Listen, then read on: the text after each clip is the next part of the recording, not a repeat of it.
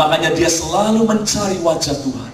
Itulah yang membuat dia tetap bersemangat. Sekalipun ada Goliat, dia tetap antusias. Sekalipun ada Saul, dia tetap antusias. Dia tidak pernah putus asa. Dia tidak pernah lesu dalam hidupnya. Kalau toh dia lesu, dia nggak berkata, wajar dong saya lesu, Saul begitu sih. Enggak, tapi dia berteriak, Tuhan, keluarkan aku dari situasi yang seperti ini. Dia mencerit, dia do something. Karena dia tahu, kehilangan semangat itu bukan keadaan yang bisa diwajarkan. Nah, Bapak Ibu Saudaraku, mari kita ambil sikap yang sama.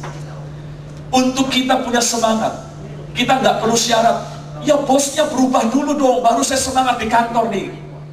Ya keadaan berubah dulu dong, suami berubah dulu dong, papa mama berubah dulu dong, baru saya enak di rumah nih. Ya. Untuk mendapatkan semangat hidup dimanapun, yang perlu berubah adalah hubungan kita dengan Tuhan. Ini yang perlu dirubah, harus semakin diperbaiki, harus semakin ditingkatkan, harus semakin dipulihkan. Masa bodoh amat situasi nggak berubah pun nggak masalah, orang nggak berubah pun nggak masalah. Yang penting kita berubah, kita menjadi semakin dekat dengan Tuhan, kita semakin intim dengan Tuhan. Itu kunci untuk mendapatkan semangat hidup yang sejati itu. Lihat kalimat ini, ada sebuah syair yang bisa dikategorikan kata-kata hikmat, ya. Mari baca bersama, 1, 2, 3. When you lose money, you lose much. When you lose friend, you lose more. When you lose enthusiasm, you lose everything. Ya, kalau kau sudah kehilangan semangat, uangmu nggak akan berarti lagi.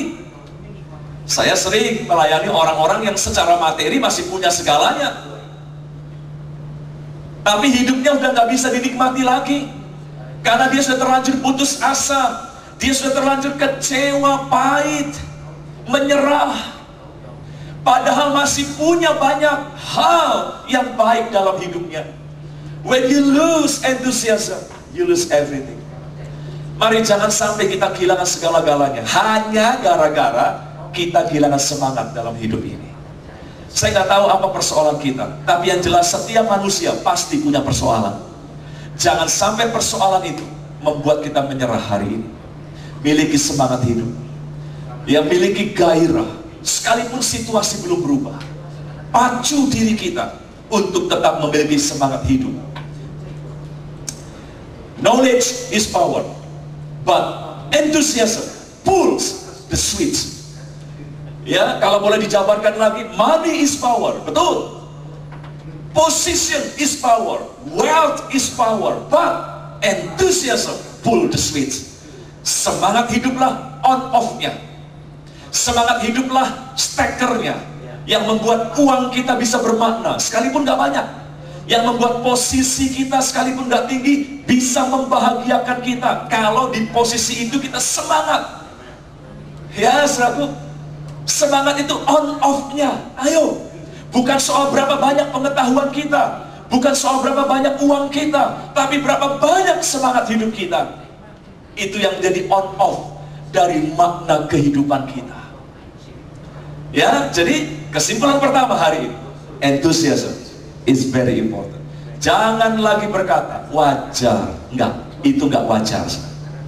Ya, lakukan sesuatu supaya kita bisa kembali mendapatkan semangat yang baru, dekat dengan Tuhan, tinggal dalam Tuhan, dan Tuhan di dalam kita.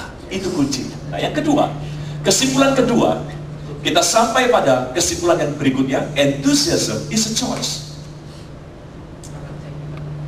Semangat atau tidak, itu karena pilihan kita sendiri. Kalau kita berkata wajar dong nggak semangat, berarti kita memilih untuk tidak bersemangat. Betul? Bukan karena orang Anda nggak semangat, tapi karena Anda memilih Anda nggak semangat. Dengan kalimat tadi, wajar dong saya nggak semangat, di kantor begini, di gereja begini, di rumah begini. Ya itu berarti Anda memilih nggak semangat. Coba ubah pilihan kita hari ini. Jangan mau kalah sama mood. Lagi gak enak nih. Wajar ya kalau saya marah-marah, ya lagi gak enak nih. Jangan, satu. Wajar ya kalau saya ngawur nih ngomongnya karena lagi nggak enak nih hati. Jangan. Kalau tahu nggak enak, lakukan sesuatu dong. Ya, jangan minta orang memaklumi itu, jangan. Buat pilihan yang bisa membuat semangat hidup itu muncul kembali. Ini mutlak area tanggung jawab kita. Tapi kita seringkali menyalahkan orang, gara-gara dia sih saya putus asa. Bukan. Kalau kita putus asa, bukan gara-gara orang, bukan gara-gara situasi, tapi karena kita memilih putus asa. Dia sih bikin saya marah. Loh, Anda marah karena Anda memilih untuk marah. Ya, mari jangan lagi menyalahkan orang dalam hal ini. Apapun situasi batin dan emosi kita, itu adalah area tanggung jawab kita, bukan tanggung jawab orang atau situasi eksternal, bukan.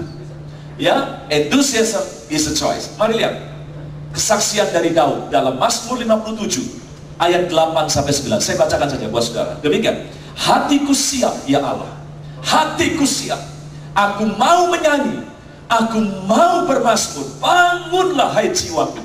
Terjemahan lain berkata, semangatlah hai jiwaku, bangunlah hai gabus dan kecapi, aku mau membangunkan fajar. Kalau lihat sekilas ayatnya, kelihatannya Daud lagi senang ya, mau nyanyi, mau bermazmur.